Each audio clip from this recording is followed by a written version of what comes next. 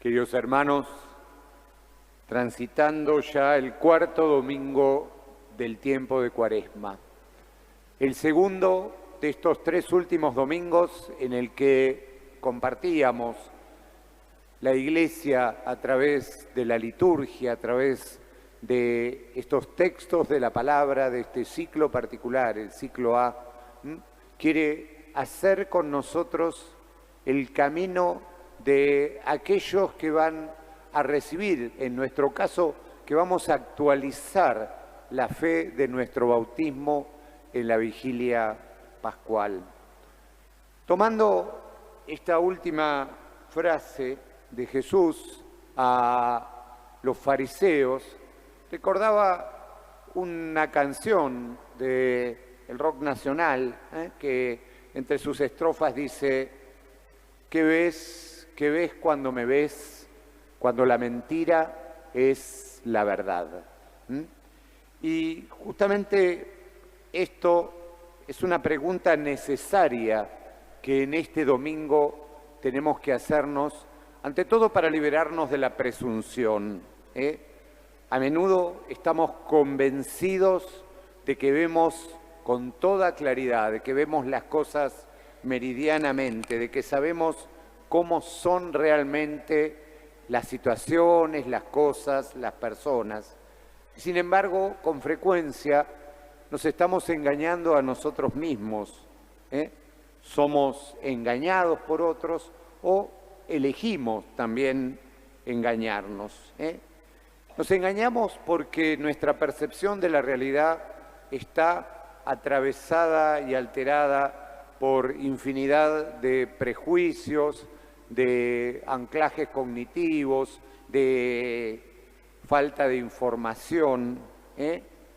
Hoy, justamente, en todo el mundo el poder se ejerce mediante la alteración de la realidad. Se nos induce a pensar de ciertas maneras, con ciertas formas, se arman a través de las redes, se arman como cámaras de eco donde nunca siempre nos va a llegar aquello que reafirma nuestras ideologías, nuestras ideas, nuestros pensamientos, ¿no? Con la inteligencia artificial y la saturación de la comunicación, hoy verdaderamente no sabemos qué es en realidad verdad y qué no. A veces también preferimos no ver. A veces preferimos no ver. Esto sucede cuando nos cuesta soportar el peso de la realidad. Si recordamos y consideramos, por ejemplo, el mito de Edipo. Edipo podía ver físicamente, no tenía problema para ver, hasta que se da cuenta de lo que hizo. En ese preciso momento queda ciego. Queda ciego, incapaz de tolerar el dolor y la vergüenza de sus actos, ¿no? Y por eso también ver y saber tienen una relación muy estrecha. En el idioma griego, en los antiguos, en griego saber se expresa con el pretérito perfecto del verbo ver. Solo justamente sé porque he visto, y porque he visto puedo ser testigo, puedo comprometerme a testimoniar aquello que he visto. Y esta complejidad de ver, de saber, de una realidad a veces maquillada, es la que aparece en las lecturas de este cuarto domingo de Cuaresma. Samuel, en la primera lectura, cree ver al que Dios va a elegir.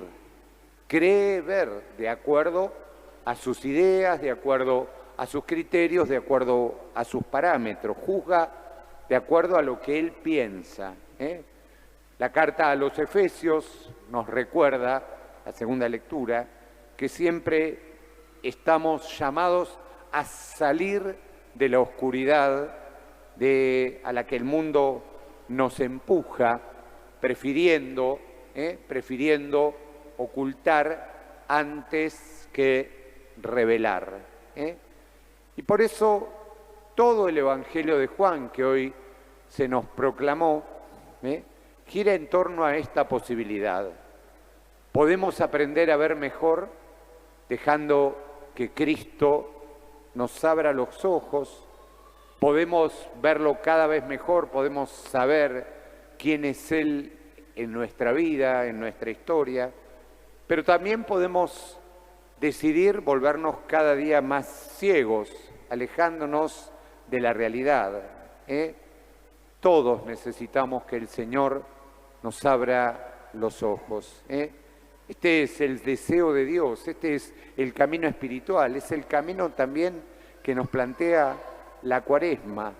Por eso este texto tiene un profundo significado bautismal y se utilizaba, como también lo hemos compartido, en la catequesis ya final de aquellos que iban a ser bautizados en la vigilia pascual. Justamente cuando volvemos a ver, cuando vemos con claridad, nuestra vida renace. Por eso hay un detalle.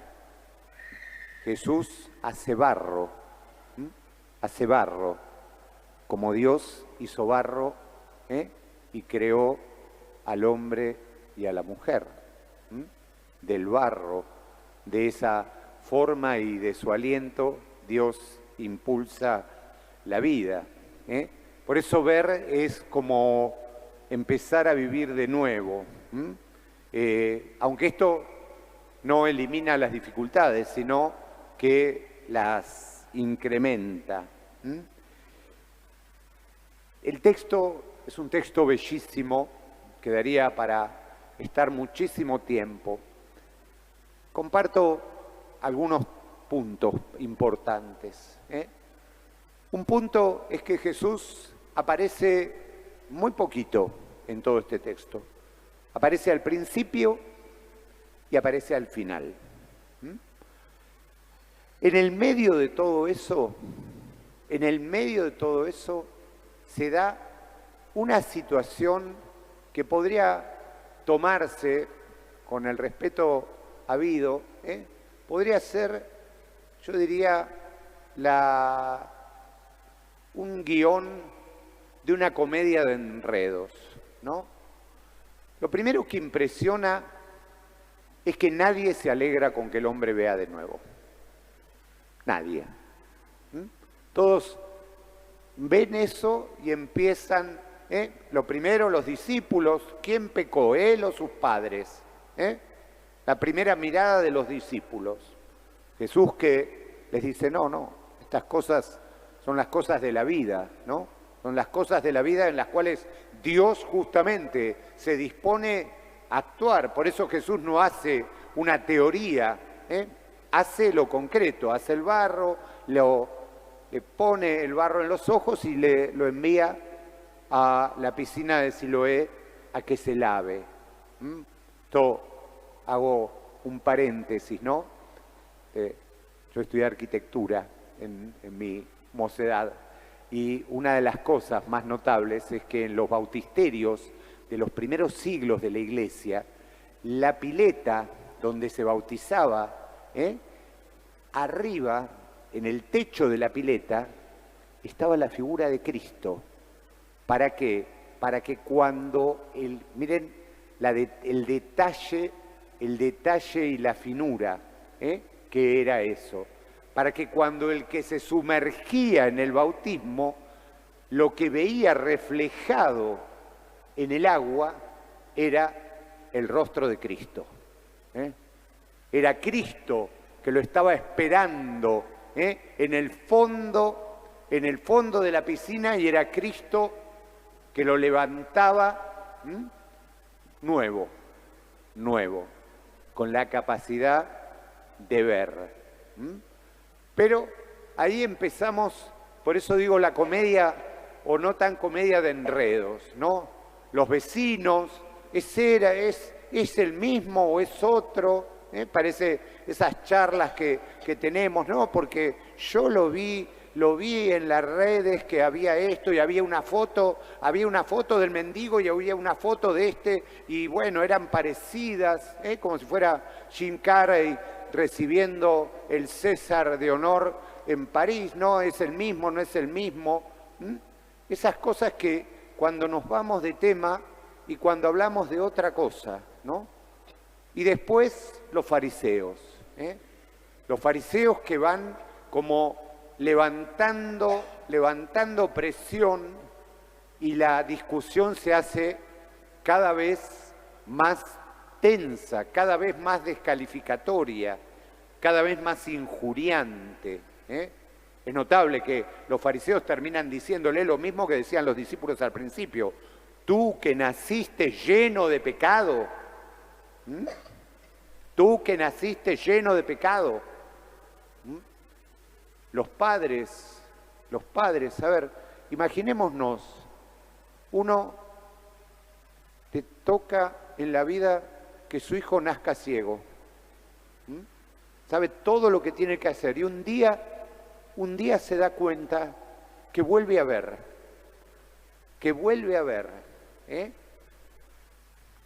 ¿Qué sería?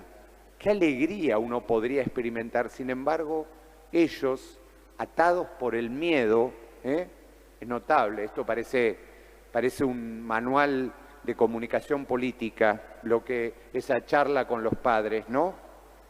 Sabemos que es nuestro hijo y que nació ciego, pero ¿cómo es que ahora ve? ¿Y quién le abrió los ojos? No lo sabemos. Pregúntenle a él, tiene edad suficiente para responder por su cuenta. ¿Ese es el corazón de un papá o de una mamá? ¿O es el corazón de una persona que no puede expresar absolutamente nada? En realidad no podían expresar nada porque iban a ser echados de la comunidad. Y ser echado de la comunidad era perder todo derecho de todo, cosa que le pasa a su hijo. Lo echan de la comunidad. Y después hay algo bellísimo en este texto, que es la progresión del camino de la fe. Hay 3 momentos. El primer momento, cuando se le pregunta a este hombre, ¿quién hizo esto? Él dice, un hombre llamado Jesús. Un hombre llamado Jesús. La segunda vez que se le pregunta, ya con los fariseos, él ahí empieza a dar testimonio. Dice, un profeta. Es un profeta. Y la tercera vez, cuando ya está expulsado de la sociedad, cuando ya ha quedado afuera y Jesús se encuentra con él, él, ante la pregunta de Jesús, esa pregunta que es notable porque ahí volvemos al griego, ¿no? ¿Crees en el Hijo del Hombre? ¿Quién es, Señor, para que crea en Él? Tú lo has visto, es el que te está hablando. Entonces él exclamó, creo, Señor, y se postró ante él. Había hecho todo ese camino, un camino de mirar con claridad y un camino también de enfrentar la oscuridad, de enfrentar esa mentira que quería venderse como verdad. No puede dejar, justamente, no puede dejar de testimoniar lo que ha visto, lo que ha visto. Ese es el camino en el que estamos todos nosotros en este tiempo y en este mundo. Y justamente por eso es que necesitamos la asistencia del Señor. Necesitamos que Dios nos llene el corazón de sobriedad, de claridad, de no dejarnos engañar por tantos cantos de sirena, por tanta tentación. ¿Recuerdan cuando hablábamos de las tentaciones y decíamos que las tentaciones son promesas que ocultan cadenas?